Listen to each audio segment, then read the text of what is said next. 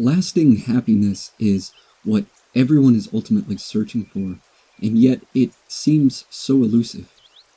Happiness seems to come in waves that rise and recede. We find ourselves happy in one moment, followed by moments of misery, depression, and despair. We desire a happiness that is lasting, unwavering, and constant, and yet it seems that happiness is never constant. And it leaves us wondering if such a thing is even possible. I want to begin by being clear that I'm not happy all the time. In my life, happiness is something that comes and goes. And in between, I experience all sorts of heavy emotions, from frustration to disappointment, and even depression. So I don't want to give the impression that I'm any sort of expert on happiness, or that I've discovered a guaranteed method for staying in a constant state of happiness. I'm not really certain that I've ever met anyone who is constantly happy. The happiest people I know also seem to go through periods of unhappiness that seem to be oftentimes equal in strength to their happiest moments. There are also people we see from time to time who always seem to be happy, but we have to take into account the fact that we only see them some of the time. We don't see them when they're alone, and we may not see them when they're faced with difficulties and challenges. So we don't really know how they deal with those situations. I like to think that it's possible to reach a state of happiness that never wavers, but since I've never experienced that myself, nor witnessed it in others, I can't say for certain whether it is indeed possible. But what we can do is try to understand happiness. We can try to understand what it means to be happy, what causes it, and also what seems to impede it. And by doing so, we might increase our moments of happiness and raise the overall quality of life, even if we never attain lasting happiness. We might attain a level of happiness that far exceeds where we are currently, and that's certainly worth striving for. I've come to find that there are two distinct types of happiness, or what we refer to as happiness. One is based upon circumstances, and the other is really more a sort of contentment that doesn't rely at all on circumstances, but more on our overall attitude. As long as our sense of happiness is dependent upon our circumstances, we will always have moments of dissatisfaction and disappointment, because circumstances are always shifting and changing. And so our emotional state shifts and changes along with it. So clearly we cannot find lasting happiness as long as we're expecting our circumstances to always be favorable. So perhaps the happiness that we're searching for is really a sort of contentment.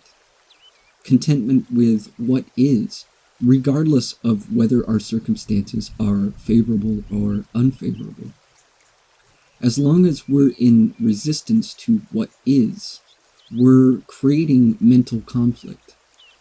We're unable to fully appreciate life, unable to feel content. So perhaps our focus shouldn't be so much on seeking to find happiness, but more on cultivating this contentment, this gratitude and appreciation. And from these things, happiness naturally arises. These things don't depend on circumstances, but rather upon our perspective. It isn't our circumstances which cause us to be unhappy, so much as our thoughts and judgments about our circumstances. So if we can learn to shift our perspective, to change the way we look at things, the way that we interpret situations, we can find that our thoughts have the greatest influence over our emotions, and that we can learn to shift our thinking, thereby gaining more control over our emotions rather than being the helpless victims of circumstance.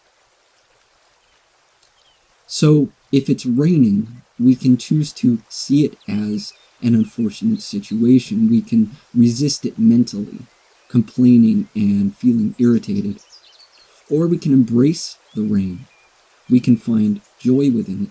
We can choose to dance instead of running for cover.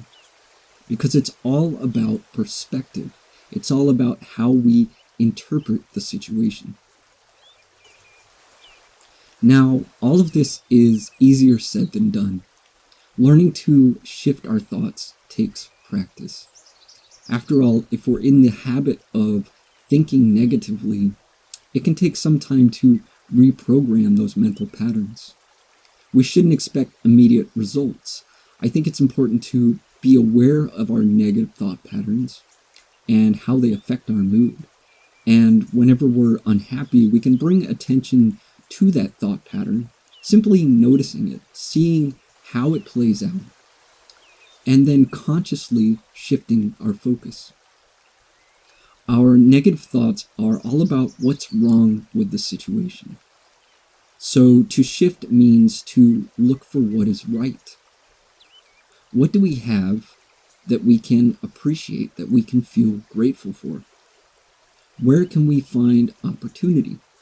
Not that we should pretend as though everything is perfect. Whatever unfortunate thing we're experiencing is still there. It's not necessarily going to go away if we simply ignore it.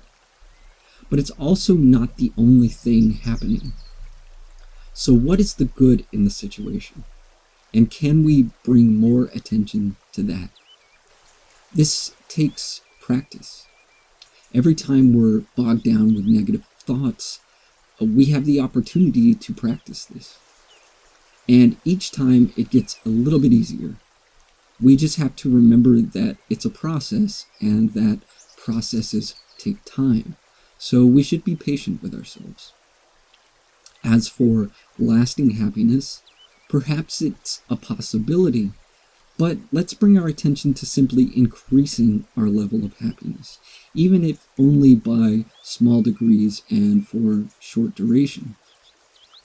If we expect to shift directly from a dark depression to everlasting bliss, we might find it so frustrating that we give up and sink even deeper into depression.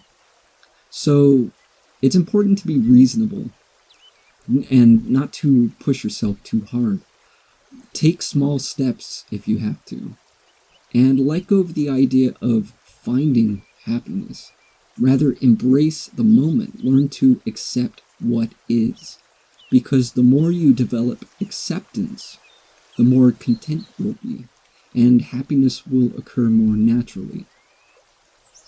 I've been told that the secret to happiness is not about having the best of anything, but making the best of what you currently have. We can focus on everything that's wrong with life, on everything that's imperfect or lacking, or we can focus on everything that's right, on all that we have to be grateful for. And when we shift our perspective in this way, our mood shifts toward a greater sense of contentment. We may not find that constant and lasting happiness, but we can improve the overall quality of life. We can experience happiness more frequently and in greater intensity. The more we let go of expectations, and the more we cultivate gratitude and appreciation for what we already have, the more we'll experience a sense of happiness.